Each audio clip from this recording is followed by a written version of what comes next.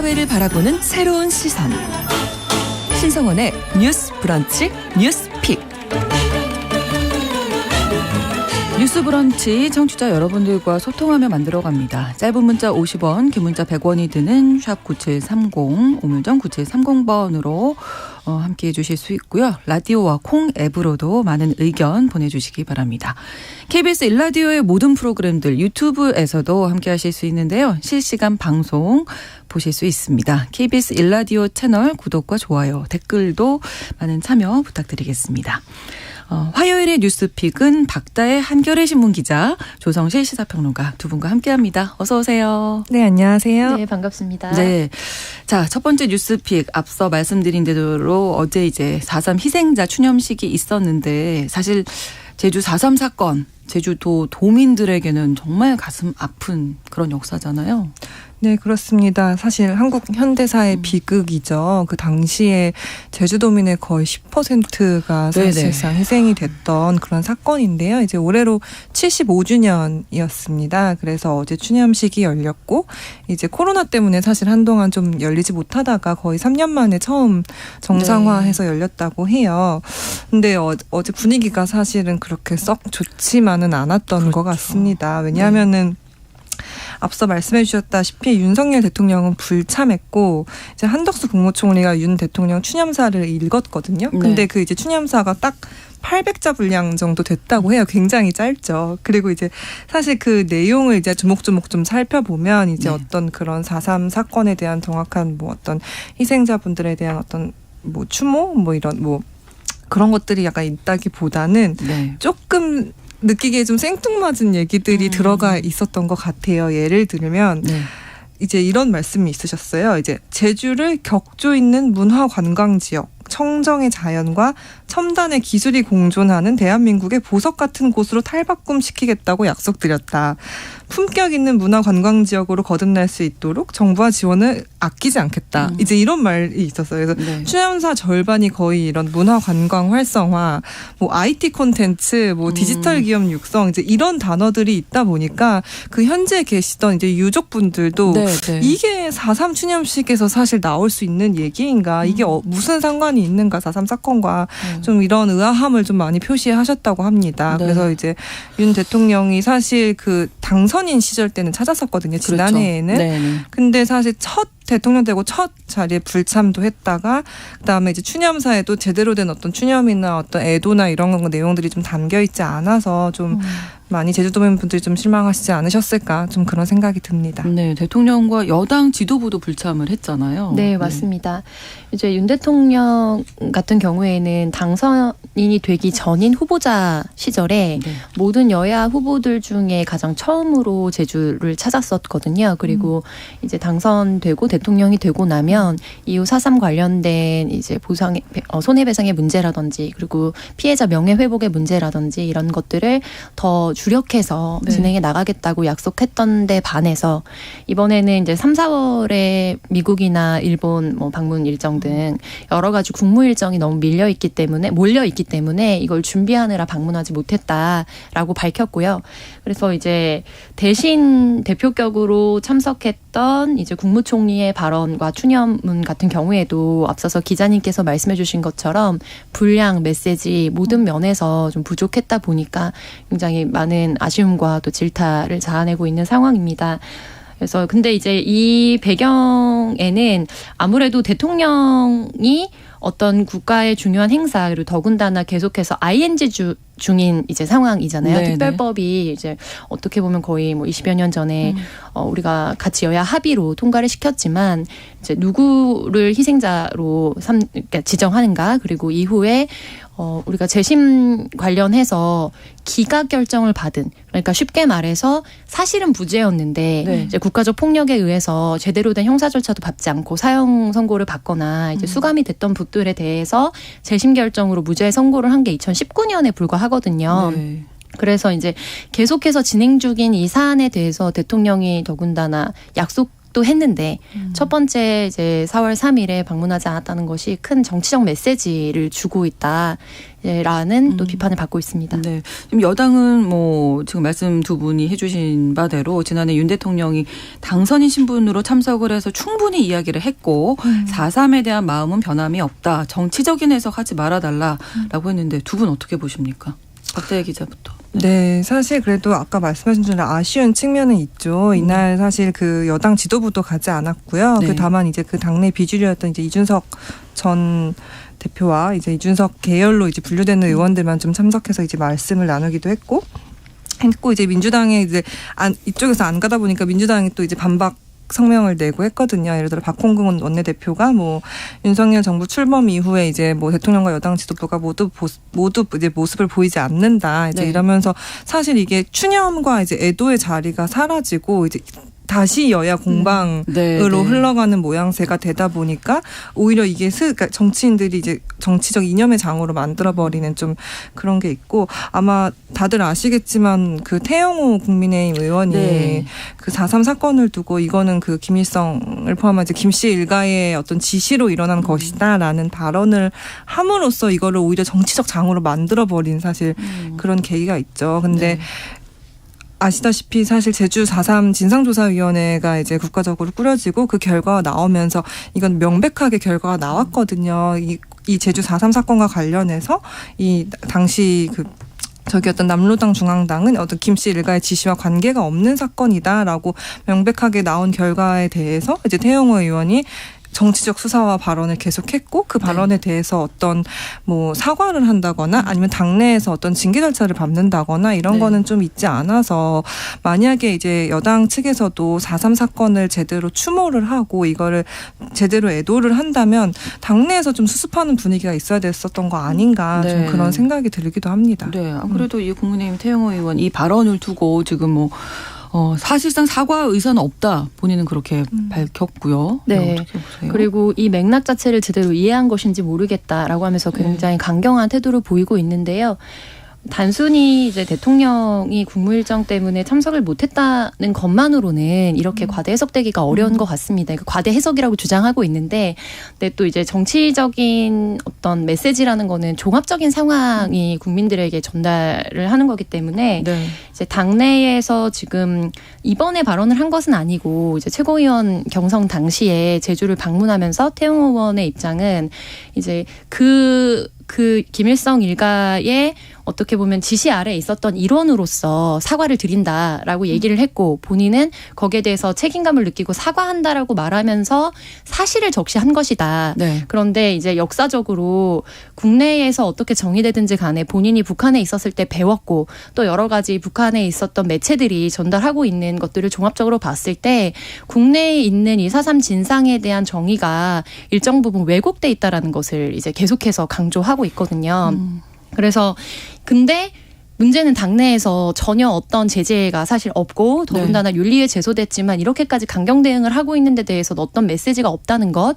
그래서 이것이 굉장히 기시감을 불러일으키죠. 이전에 당시 이제 당명을 변경하기 전에 자유한국당 당시였던 것 같아요. 근데 5.18 망언으로 불렸던. 네네. 네, 그래서 국회에서 뭐 공청회나 관련된 이제 회의나 이런 것들을 공식적으로 개최하면서 발언했던 당내 의원들이 당내에서 이제 질타를 받거나 제재를 받지 않았고, 그래서 그 이후에 탄핵 국면을 맞으면서 우리가 많은 부분 그래도 변화한 것처럼 보였지만 이번에는 사실 이제 4.3 사건을 두고서 또 당내 향후에 당에서 어떤 입장을 취하고 진행하느냐에 따라서 이제 국민의힘이 지금 또 더군다나 집권 여당이기 때문에 그렇죠. 이제 국내의 정치적인 기류와 판세가 어떻게 흘러갈 것인가에 대해서 좀 귀추가 주목되는 상황이고요.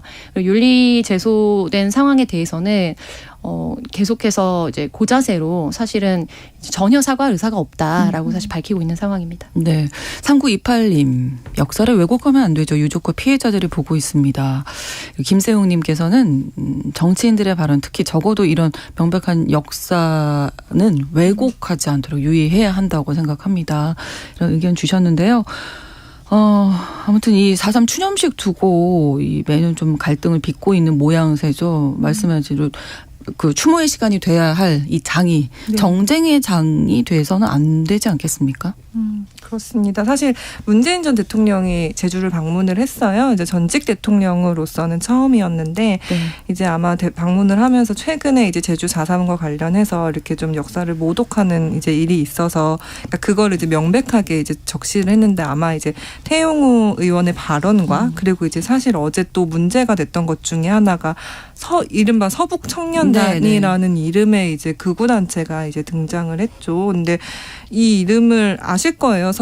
예전에 그 서북 청년회라고 그들이 근데 사실 누구냐? 그럼 그때 당시 제주도에 와서 그 민간인들 아무 죄 없는 민간인들을 학살하는데 가담했던 가해자 이제 뭐 가해자 집단이죠. 근데 그거의 이름을 따가지고 계속 이제 아마 좀 보수 정권을 지나면서 극우 단체로 이제 자리 잡은 단체인데요. 그분들이 사실 제주에 와가지고 4.3에 대해서 이제 모독하는 발언들을 좀 쏟아냈습니다. 그래서 네. 좀 이 점이 굉장히 유족분들이 좀 많이 분노하시고 안타까워하셨던 그런 사건들이 있었죠. 충돌이 있었던 거죠. 네, 그래서 뭐 다수가 참석한 것은 아니었던 것으로 알려져 있지만 서북 청년단의 정신을 잇는다라고 표방하면서 이제 관련된 뭐 명찰이라든지 이런 것들을 달고 현장에 참석하셨다는 것 자체가 굉장히 무리를 일으켰고, 근데 그 전에 사실 이제 이 4월 3일 당일이 되기 전에 제주 도내 여러 곳에 그러니까 극우적 정당으로 분류되는 5개 정당이 이제 4.3 사건에 대해서 이제 계속해서 정치적 공방이 일었다기보다는 이제 어떻게 보면은 이념적인 공세로 이어졌던 부분에 대한 정의를 가지고 플래카드를 걸게 되면서 이미 이제 전초전처럼 사실은 그런 논란들이 있었고요. 네. 근데 이제 4.3 사건을 어떻게 규정하느냐에 대해서 태용호 의원도 그렇고 태용호 의원은 1948년도 4월 3일 날 있었던 이제 그 당일의 정의 자체를 네네. 이제 북한에 사실상의 지시가 있었다라고 이제 규정을 하고 있는 것인데, 우리가 제주 4.3 사건 진상 규명 및 희생자 명예 회복에 관한 특별법에 4.3 사건을 이렇게 정의하고 있습니다.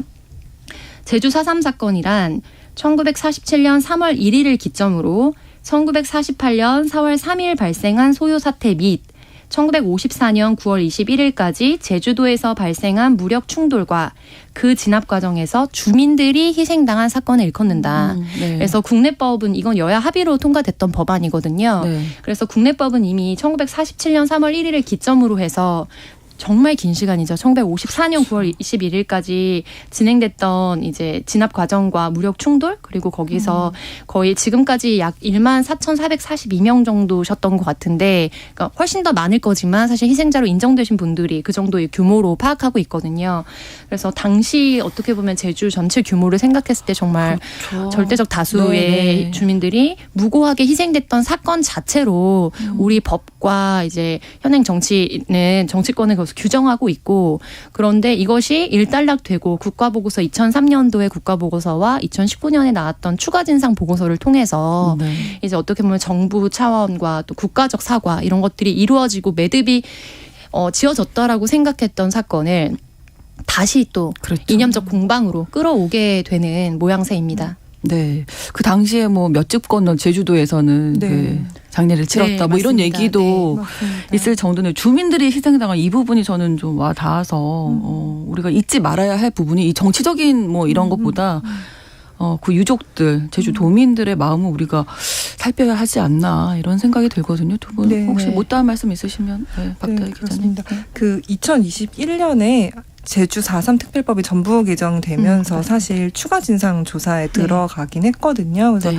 지난해 4.3부터 이제 2024년 12월까지 추가 이제 희생자분들에 대한 어떤 추가 진상 조사를 마치고 보고서를 쓰는 것까지 이제 목표로 하고 있는데, 사실 정권이 바뀌면서 좀 이게 어떻게 진행될 것인지 이거를 좀 저희가 앞으로 좀 지켜볼 필요가 있을 것 같고요. 네. 저는 이제 좀 마음 아픈 말 중에 그런 말들을 봤어요. 이제 뭐 예를 들어 광주 민주화 운동, 뭐 이런 이제 민주화 운동, 민주화 혁명 뭐 이런 말들이 다 붙어 있는데 4.3은 네. 아직 그냥 제주 4.3 사건으로 불린다. 그럼 우리가 이거를 계속 어떻게 기억하고 또 진상규명을 어떻게 해나갈 것이냐가 이제 좀 더 우리는 이제 사실 출발점에 서 있는 거다라는 말이 좀 이제 마음 아프게 다가왔는데, 그래서 저는 사실 그 영화 4.3 관련해서 제가 영화를 하나 사실 추천해드리고 싶어가지고 네네네. 가져왔는데 2013년에 개봉한 지슬이라는 네네. 영화가 있어요. 이게 제주 방언으로 감자를 뜻한다고 하더라고요. 이게 그때 당시 4.3 때 그 토벌대를 피해가지고 이제 그 제주 안덕면 네네네. 굉장히 큰 동굴에 이제 피신했던 주민들이 있었고 그 주민들의 실화를 다룬 작품인데 그게 영화가 전체적으로 어떤 제사의 형식을 따라서 진행이 되거든요. 그런데 사실 아주 막 뭐 비장하지만은 않고 그 안에서 주민들이 그 동굴 안에서 피신해 있으면서 정말 일상적으로 우리 집 기르던 소는 어떡하지 네. 뭐 누구 안부는 어떡하지 막 이렇게 좀 서로 이런 되게 인간적인 모습들 그리고 사실 그들에게는 가해자지만 그 군인들도 사실 또 다른 국가 권력의 희생자잖아요. 그래서 그들을 걱정하는 모습, 그들에게 감자를 건네면서 같이 나눠 먹는 모습 이런 게 굉장히 잘 다뤄지면서 어떤 4.3의 의미를 네네. 또 굉장히 잘 다룬 영화거든요. 그래서 네. 좀 4.3을 기억하고 싶거나 아니면은 뭐 자녀분들이 4.3이 뭔데라고 이제 물어보는 경우에 사실 이 영화를 한번 좀 네. 보여주는 것도 좋겠다라는 생각이 들었습니다. 4.3에 대해서 더 알고 싶으신 분들은 네, 영화 그렇습니다. 네. 지슬까지 소개해 주셨고요. 조성실 저는 전문가님. 이 4.3 사건의 핵심 그리고 상징적 이미지와 키워드를 무엇으로 설정하느냐가 굉장히 중요하다고 보는데요. 그러니까 2003년경에 이제 국가적인 사과를 최초로 진행을 하고 그 이후에 진상조사라든지 국가 뭐 공식 보고서라든지 이런 것들이 나오면서 그러니까 4.3은 국가폭력에 피해 당하신 희생자분들 네.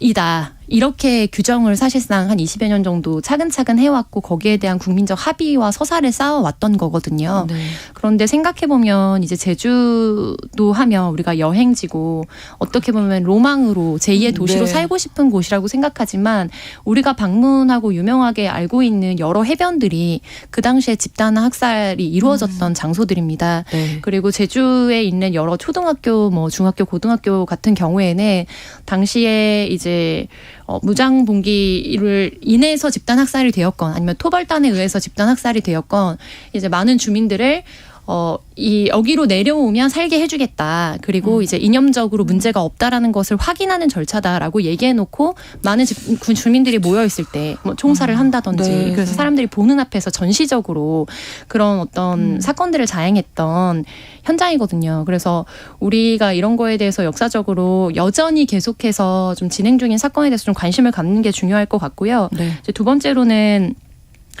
이 4.3 사건 관련된 희생자 명예회복에 관한 특별법에서 중요하게 규정하고 있는 게 3가지 정도인데 첫 번째가 가족관계 등록부 작성에 관해서 용이하게 하는 것입니다. 네. 그래서 많은 분들이 또 기사를 통해서 알고 계시겠지만 거의 반세기 가까이 4.3 사건이라는 걸 우리가 사실상 언급하지 못했고 그렇죠. 네, 그래서 이제 계속해서 자녀들의 뭐 취업이나 생존 이런 문제들에까지도 대대손손 영향을 미쳤기 때문에 자기의 성도 찾지 못했고 네, 그래서 완전히 다른 호적에 편입돼서 살아가셨던 분들이 되게 많거든요.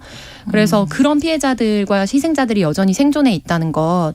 그리고 두 번째로는 재심 절차를 용이하게 할 수 있는 특별법이었고요. 네. 그리고 세 번째로는 국가로부터 이제 이루어졌던 국가 폭력이라든지 잘못된 뭐 형사 체계와 처벌에 대해서 이제 보상을 하도록 하는 이런 지원 체계 3가지로 되어 있거든요. 네. 그래서 이제는 진상 규명이나 이런 것은 일단락되고 제2의 단계로 넘어가야 된다라고 했던 이 국면에 네. 여러 가지 정치적인 어떤 이제 정쟁의 한가운데로 이 사건을 다시 끌고 가면서 이 희생자들에게 다시 제2의 국가적 피해를 폭력을 행사하는 거, 가격하는 거 저는 이것을 굉장히 주의해야 한다고 많이 생각하고 있습니다. 네. 그리고 여전히 4.3 사건이라고만. 네. 여기 이름을 붙이는 거에는 그 정신이 들어가 있다고 네, 생각을 맞습니다. 해서 어떤 이름은 우리가 또 앞으로 붙이는 데도 그렇습니다. 중요하다고 생각이 되는데요.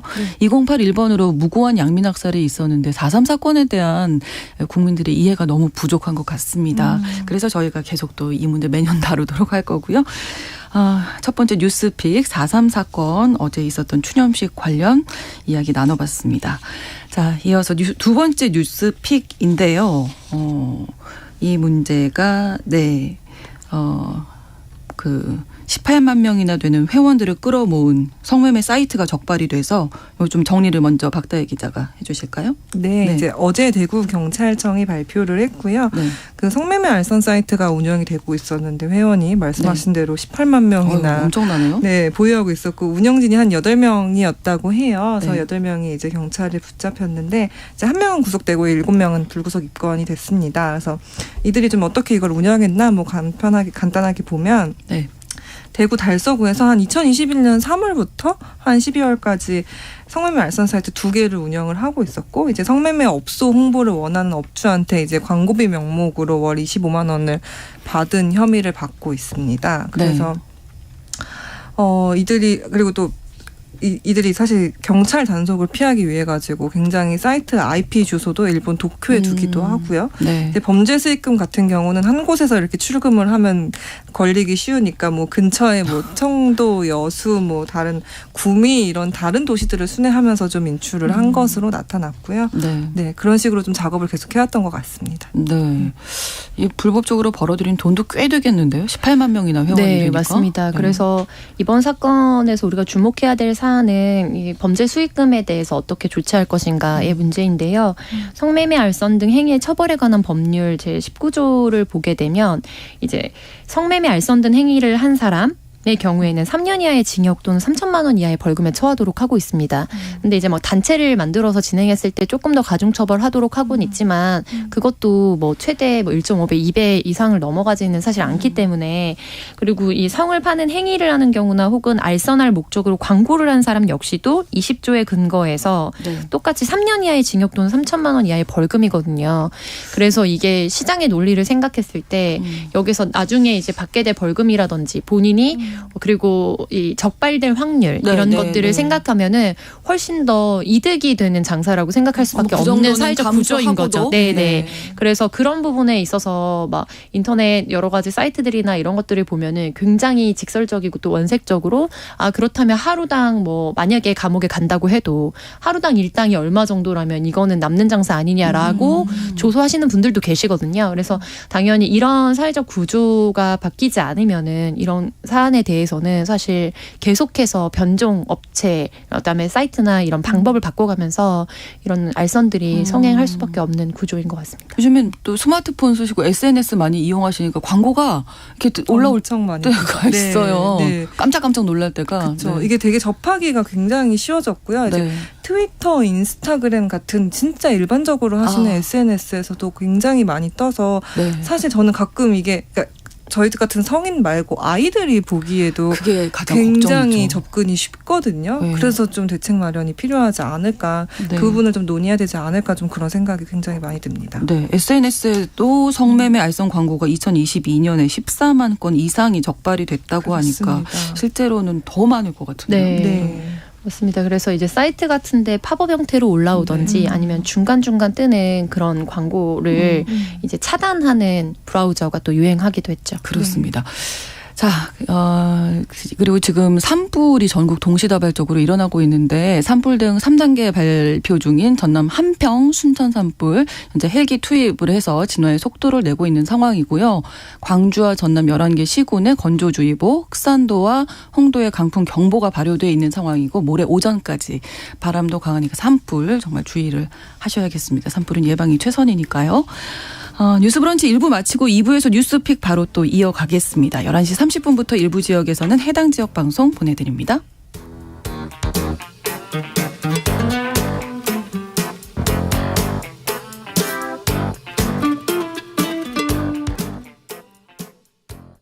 지금 시각은 11시 30분입니다. KBS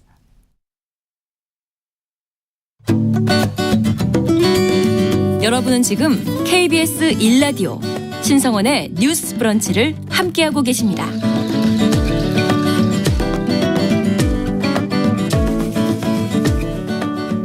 네, 뉴스 브런치 듣고 계십니다. 회원이 18만 명이나 되는 성매매 사이트가 적발됐다 이런 이야기 나누고 있었는데요. 박다혜 기자가 더 보충하실 말씀 있으시다고요? 네, 그 아까 말씀하신 대로 SNS나 스마트폰 앱에서 네. 굉장히 많이 네, 네. 접할 수가 있는데 광고가 많이 나오죠. 그렇습니다. 예. 그 서울시에서 인터넷 시민 감시단이라는 걸 운영을 해요. 이걸 네. 2011년부터 운영을 하고 있었는데 이게 온라인에서 성매매 알선을 한다거나 광고를 한다거나 이걸 적발해서 신고를 하는 역할을 하시거든요. 네. 근데 작년 한 해 14만 건이 넘는 건수를 이제 적발을 했고 이게 그 운영한 이후에 역대 최대다라고 그래요? 합니다. 네, 그래서 이 그 자료를 좀 보니까 일단 SNS 광고가 한 88.6%로 가장 많고요. 그다음에 웹사이트 그리고 그보다 조금 더 이제 소수는 이제 랜덤 채팅 앱 많이 좀 논란이 됐었죠. 그리고 네. 모바일 메신저 이런 것들이 좀 운영이 되고 있었고 내용을 보면은 약간 출장형 성매매 광고가 가장 많았다고 해요. 뭐 출장 안마, 네. 애인 대행 이제 이런 안마 이런 용어를 써가지고 그런 게 많고요. 그다음에 뭐 조건 만남 광고 네, 같은 네. 것도 좀 굉장히 많았다고 하고 이제 뭐 성매매 행위를 좀 암시하는 뭐 그들만의 어떤 용어 뭐 이런 것들을 좀 네 많이 사용하는 경우가 있었다고 합니다. 근데 이렇게 적발을 하면 이게 어떻게 처리가 되는지 이거를 보면은 보통은 사실 방송통신심의위원회나 네. 이제 키사라고 인터넷 자율정책기구에 이제 신고해가지고 네. 이거를 보통은 사실 접속 차단을 시키거든요. 완전히 삭제하는 건 쉽지 않아요. 그래서 그래요. 네, 접속 차단을 시키고 저희가 예전에 막 뭐 소라넷 같은 이런 사이트들이 네네. 막 했을 때도 일단은 방심위에서 차단을 하는 걸 목표로 이제 하는데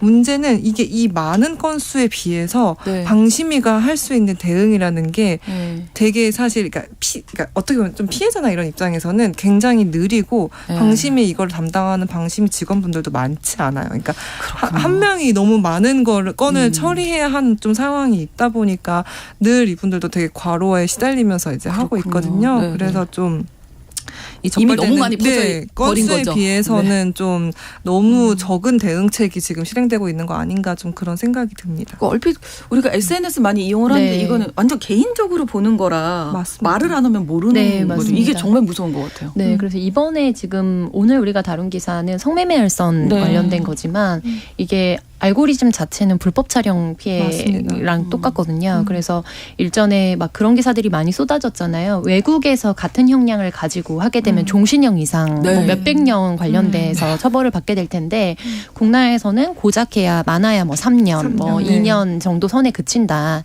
그리고 범죄 수익금도 은닉했을 때 계속해서 추징하거나 하는 일이 거의 없고 사실상 그거를 나중에 돌아와서 그 돈을 가지고 이제 노후를 잘 살겠다라고 마음 먹으면 맞기 어렵다라는 네. 비판을 많이 받아왔습니다. 그래서 지금 뭐 기자님께서 지적해 주신 것처럼 시민 감시단이라는 거는 어떻게 보면 자율적인 정책에 근거해서 모니터링하는 수준인 거거든요. 그래서 너무 중요한 일을 하고 계시지만 법적인 구속력이나 이제 절차의 어떤 신속성이라든지 강제력을 봤을 때 굉장히 미미한 수준에서 이루어지고 있고 그렇다면은 이 성매매 특별법이나 이런 데서 어떤 방식으로 이제 업체나 성매매를 알선하는 사람들을 찾는가 하면 결국에 정기 단속을 하거나 네. 그 다음에 잠입 수사 같은 거를 해서 찾는데요.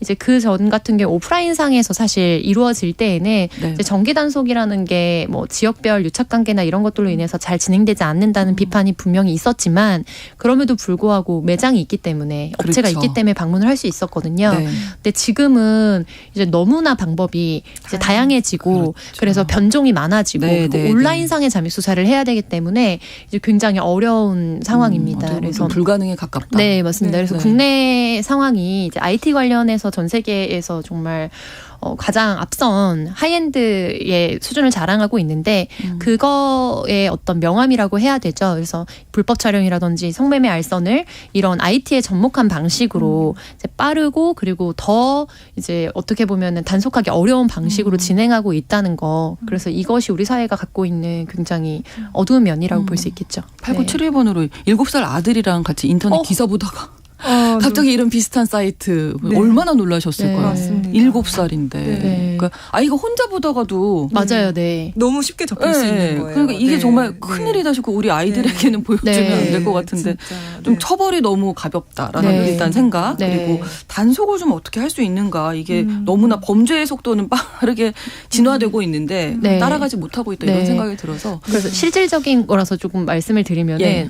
이제 제가 쓰고 있는 뭐 브라우저가 따로 있긴 한데 한데 아이들 스마트폰이라든지 집에서 공용으로 사용하는 이제 웹브라우저를 우리가 흔히 사용하는 그런 거가 아니라 실제로 광고 차단되는 웹브라우저 이렇게 포털에 검색하시면 네, 전 세계적으로 또 많이 공신력을 가지고 있는 브라우저들이 있습니다. 그래서 그런 것을 설치하는 거 그리고 유튜브 같은 경우에도 네, 맞습니다. 이제 온 가족이 사용하는 또 공용 이제 뭐 컴퓨터들이 있잖아요. 당연히 키즈폰 같은 경우에는 설정을 하셨을 테고 네, 이런 부분에서 유튜브 같은 경우에도 뭐 키즈로만 접속할 수 있도록 하고 여러 가지 것들을 좀 차단할 수 있는 장치들이 있어요. 그래서 법은 너무 더디게 변하고 범죄는 더욱 빠르게 진화하다 보니까 이런 부분에서 우리가 법제도적인 개선을 당연히 해나가야 되는데 가정에서 특히 뭐 청소년까지 올라가지 않더라도 영유아 아동이 굉장히 모바일을 많이 사용하고 있기 때문에 이런 부분에 대해 아이들이 트라우마나 충격적 사건을 마주하지 않도록 예방하는 조치도 개별적으로 좀 진행이 돼야 된다고 봅니다. 네, 박다혜 기자도 덧붙인 말씀 있으시면 네, 그 말씀하신 대로 처벌이 아직 굉장히 약해요. 이번 건은 이제 18만 명 회원수였는데 작년 11월에 밤의 전쟁이라고 해서 회원수가 거의 70만 명에 달하는 국내 최대 규모의 성매매 알선 사이트 이제 운영자가 이제 처벌받았는데 몇 년을 받았을까요? 딱 징역 3년 받았습니다. 그쵸? 네, 그게 최대치라고 하지만 그게 그 사람이 행한 어떤 이 범죄 행위에 비해서 너무나 가벼운 거여서 이제 이런 형량에 대한 문제가 당연히 이제 중요할 것 같고요.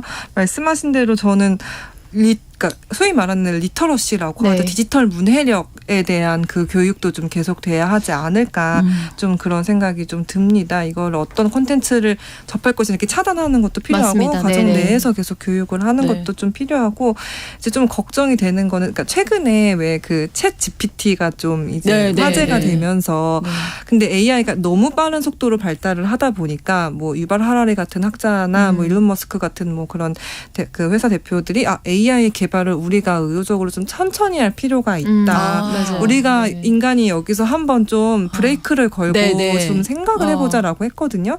근데 사실 이게 성범죄에 있어서 이 기술적 발전에 대해서는 그런 논의가 없어요. 지금 사회적으로 이거 우리가 어떻게 제동을 걸고 우리가 이걸 어떻게 다룰 것이냐에 대한 얘기가 없어서 좀 그 지점을 봤으면 사실 이렇게 드러나는 사이트 말고도 다크웹이 굉장히 사실 활발하고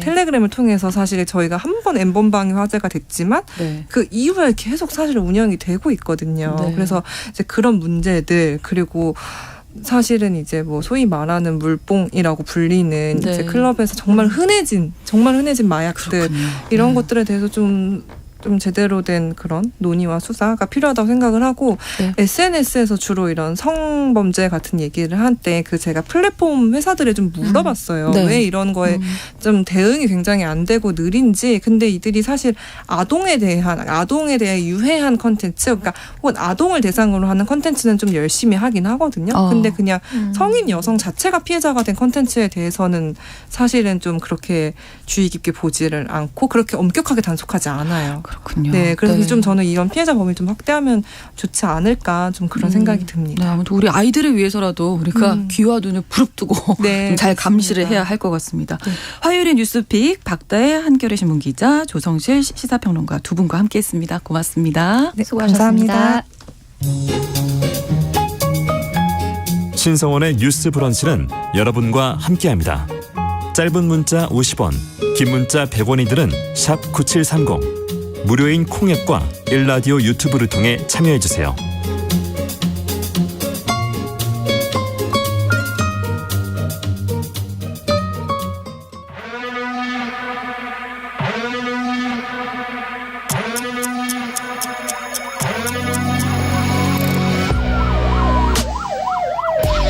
범죄를 통해 우리 사회의 이면을 살펴본다.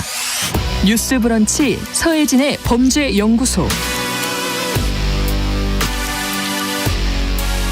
화요일에 뉴스 브런치 듣고 계시고요. 11시 40분 향하고 있는데 청취자 유성환님께서 뉴스 브런치 청취율 대박나세요.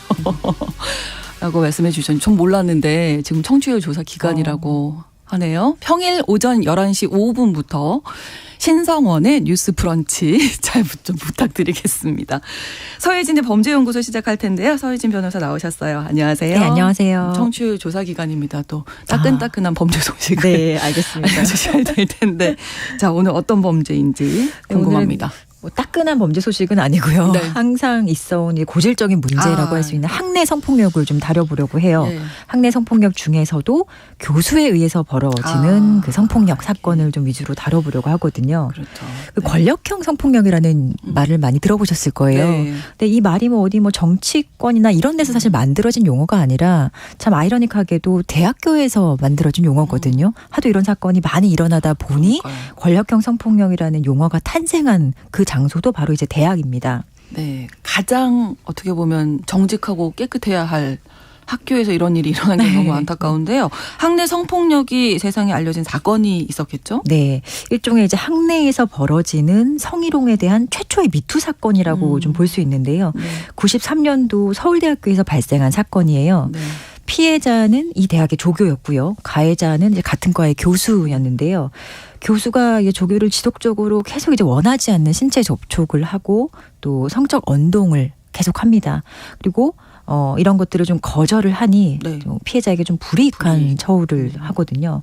그래서 이 조교가 이제 이것을 문제를 삼고 이 사건이 이제 법정으로 오게 됩니다. 네. 근데 이게 지금은 그렇게 할 수 있다 치지만 네. 93년도잖아요. 네. 그때는 이 조교가 이렇게 문제 제기를 할 수 있었던 게 대단한 용기였을 것 같은데. 사실 엄청나게 지금 이 사건 자체만으로는 그 법제사에도 상당히 역사적인 사건으로 기록이 네. 되고 있고 이 조교의 사실 그 용기 덕분에 네. 우리가 이 성희롱이라는 용어나 개념을 이제 만들게 된 거거든요. 그렇죠. 네. 근데 당시에 이런 문제 제기를 해도 이 문제 이게 뭐지라고 사람들이 이름이 없었어요. 이게 지금은 우리가 성희롱이라는 얘기를 너무 이제 예. 보편적으로 쓰고 있는데 네. 당시에는 이름 자체가 없었고 네. 또 이런 게 사실 비일비재하게 현실에서 많이 일어나고 있는데 우리가 어떻게 바라봐야 할지 그리고 어떤 방식으로 이걸 다뤄야 할지에 대해서 좀 기준이 없었던 시절이거든요. 맞아요. 네. 그래서 이 사건이 어떻게 좀 진행이 되고 끝이 났을까요?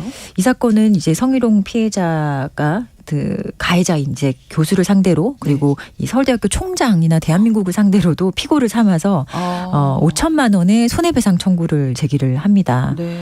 거의 이 사건이 1, 2년 만에 끝나는 게 아니라 거의 6년 정도의 법정 공방이 있었습니다. 치열한 법정 공방 끝에 네. 결국 최종적으로 99년도에 네. 대법원은 이 성희롱 행위자인 가해자 교수에게 500만 원의 손해배상 책임을 최종적으로 인정하게 됩니다. 10%네요. 뭐 지금도 사실 5천만 원 배상받기가 상당히 어려워요. 그렇군요. 근데 당시에는 어쨌든 금액의 여부를 떠나서 네, 이렇게 인정이 됐다는 것 자체가. 네. 그 자체에 매우 의미가 있는 사건이고 성희롱에 대한 어떤 그 뭐 당시에 이제 여성발전 기본법이라는 법률에 뭐 사업주나 뭐 누군가가 성희롱 예방을 해야 된다라고 그런 규정은 있었는데 이 성희롱에 대해서 구체적인 어떤 뭐가 성희롱 행위다 이런 거에 대한 그 개념 자체가 법률에 전혀 규정이 없었거든요. 네. 그렇게 정의조차 이제 성희롱이 되지 않았던 시절에 성희롱을 하는 행위는 타인의 권리를 침해하는 불법 행위다. 금지되어 있는 불법 행위다라는 것이 이제 법원에 의해서 확실하게 인정됐다는 점이 네. 우리 그 법제사에 있어서도 매우 큰 의미가 있다고 평가할 수 있어요. 네, 사회적으로도 뭐 많이 이야기됐던 사건이죠. 네. 뭐 이게 또 법정까지 오게 될 일이냐라고 되게 이 사건을 되게 사소화하는 사람들도 있었고 또 혹시 뭐 피해자가 학교에서 뭐 재계약 안 돼서 일부러 그러는 거 아니냐라고 피해자에게 진짜 2차 피해성의 그런 공격도 많았고요. 또 반면에 이렇게 이름은 없지만 우리가 일상에서 여성 근로자들이 직장에서 이런 식의 어떤 부당한 성적 네. 괴롭힘을 계속 입고 있는데 이게 드디어 이제 공론화가 됐다는 것에 우리도 좀 변화했구나. 네. 법정의 어떤 그 변화, 법률의 변화를 기대하는 그런 의견도 상당히 이제 많았습니다. 인식 변화의 시작점이다 이렇게 볼 수 있는데 또 다른 사건이 있을까요? 또 다른 이 이후에 사실은 이제 많은 대학 내 어떤 성희롱 사건들이 많이 막 줄줄이 이어졌는데요. 그렇군요. 당시에 이제 했던 보도 몇 가지를 살펴보면 이제 92 판결이 나온 이후에 이제 뭐 99년도에 경북 지역의 한 음악대학에서 학생 100여 명이 네. 2명의 교수가 이런 식으로 계속 이제 학생들을 상습적으로 강제추행한다. 그러면서 너무 이제 100명의 학생들이 모여서 이 가해 교수들의 그 퇴진을 요구하는 일이 벌어지기도 했습니다. 그리고 네. 2000년도 이제 충남 지역의 한 학교에는 여자 학생을 강제로 이제 성추행한 혐의로 긴급 체포가 되는데 이 당시에 교수의 변명이 내가 술에 취해 아내로 착각했다 이런 말을 합니다. 결국에 이 교수는 구속돼서 이제 수감이 되었다라고 이제 보도가 되어 있고 2003년 서울 지역에서는 또 참 이게 되게 전형적인 사건 중에 하나인데 교수가 이제 여자 학생을 연구실에 불러서 이제 신체를 만지는 방식의 성추행을 했다. 그래서 해임을 당했다. 뭐 이런 보도가 이어졌습니다. 네. 참, 할 말이 없네요. 또 여러 가지 사건들이 또 많았죠? 네, 또 공교롭게도 또 서울대에서 일어난 사건인데요.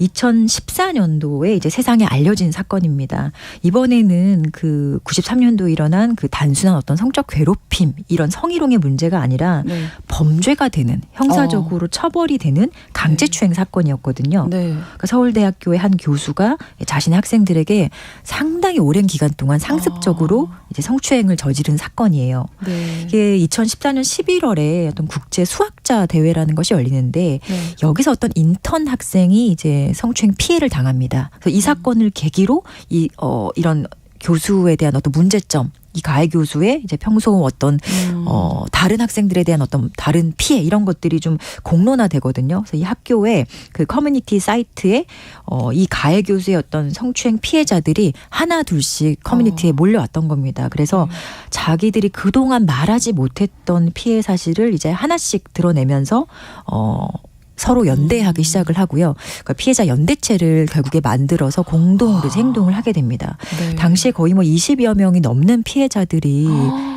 이런 피해 주장을 했었어요. 그래서 결국에 이 가해 교수는 이제 수사 과정에서 구속이 됩니다. 그리고 최종적으로 2년 6개월의 실형이 이제 선고되면서 마무리되게 됩니다. 네.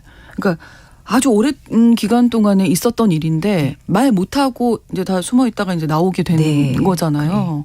얼마나 고통을 받으셨을까. 너무 힘들었을 것 같아요. 그렇죠. 피해자들이. 뭐 재판 과정에서 뭐 알려진 사실 몇 가지 보면 뭐 이 피해 여학생 중 일부가 막 너무 오랫동안 이 정신과 치료를 받다가 정말 자기는 이 대학원에 입학해서 되게 훌륭한 수학자가 되고 싶었는데 네. 그 꿈을 포기했다라는 피해자도 있었고 또 그냥 피해를 좀 잊고 취직을 했는데 이 피해 트라우마로 불안 증세가 너무 심해서 다니던 직장에서도 권고사직을 당한 이런 피해도 있었어요. 그러니까 이런 피해가 대학 시절에 잠시 일회성으로 있었다고 하더라도 그럼요. 정말 상당히 그 이후에 이제 피해자의 삶에 지속적인 이 부정적 영향을 미친다는 것이 네. 이런 사례로 좀 알 수 있는 것 같습니다. 그렇습니다.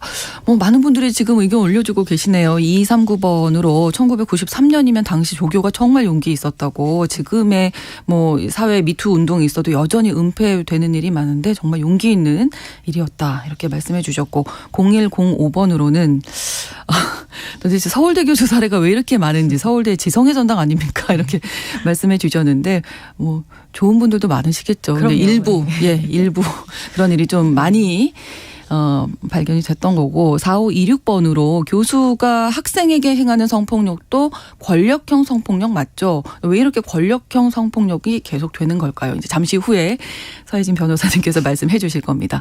김상훈님, 서울대에서 해임된 성폭력 교수가 혹시 여전히 다른 학교 교단에 설 수 있는 건 아니겠죠? 지금은 그렇진 그거는 않습니다. 안 되는 거죠? 그럼 이런 사건들의 공통점이 있다면 어떤 게 있을까요? 이게 또 권력형이라고 저희가 계속 얘기를 하는데 사실 뭐 성폭력 자체가 어떤 힘의 차이에 의해서 일어나는 모든 종류의 폭력이기 그렇죠. 때문에 폭력이니까. 예, 권력을 좀 내포하고 있거든요. 그렇죠. 그럼에도 불구하고 그 앞에 또 권력이라는 말 붙는 것 자체가 너무나 이 권력 관계에서 일어나는 것을 좀 더 강조하고 싶은 마음에서 나온 용어가 아닐까 생각이 들어요. 네. 근데 그 정도로 이 가해자는 교수고 피해자는 학생인 네. 상황에서 교수에게 지도받는 학생들이라는 이제 공통점이 있는 거죠. 그렇죠. 이 가해자의 피해자의 어떤 권력 관계나 그냥 뭐라고 할까 매우 이 관계 자체가 불균형하고 권력 관계가 불균형하고 또 불평등하죠. 그러니까 동등한 지위라고는 결코 볼 수 없는 관계에 있는 거죠. 네. 그리고 사실 또 학부 학부도 그렇지만 또 이게 대학원이나 이런 식으로 가게 되면 지도 교수가 사실 너무 중요하잖아요. 정말. 지도하는 학생들의 생사 네, 네. 여탈권을 사실 쥐고 있다고 해도 과언이 아니거든요. 맞습니다. 사실 뭐 직장에서 일어나는 피해 같은 경우는 아주 극단적인 경우에 피해자가 직장을 나가는 경우가 있죠. 그렇죠. 이직을 하거나. 네네네. 근데 여기 대학에서 일어나는 학생들은 이 지도 학생들은 나갈 곳이 없어요. 학교에서 완전히 이 공부 자체를 할 수 없는 거고 다른 학교를 갈 수도 갈 없잖아요. 수가 없죠. 네. 예, 피해자 입장에서 갈 수가 없고 네. 완전히 그냥 이 삶 자체를 그만두라는 얘기밖에 되지 않거든요. 그렇기 때문에 학생들이 문제 제기하는 것 자체가 여전히 매우 어려운 그런 구조가 있다는 거를 꼭 말씀을 드리고 싶어요. 네. 그리고 피해자 입장에서는 교수 개인이 아니라 사실상 학교 전체를 상대로 싸워야 하는 그런 이제 그 부담감 이런 것 때문에 너무 문제 제기하기 어렵죠. 예. 자, 그러면 아까도 잠깐 말씀 나왔는데 지금 뭐 소개해 주신 사건의 가해자들 포함해서 학내 성폭력 가해자들이 법적으로 유죄 판결이 나면 학교를 이제 떠나게 되나요? 최근에는 이제 유죄 판결 나면 네. 학교를 떠나는 경우가 많이 생기는데 네. 앞서 제가 93년에 말했던 그 성희롱 사건의 교수는 이제 정년까지 마칩니다. 아, 그래요? 예, 그 2014년에 이제 구속된 그 강제추행 사건의 네, 형사처벌받은. 교수님은 네. 그 학교가 사실 징계를 하기 전에 먼저 사직을 썰을 내거든요.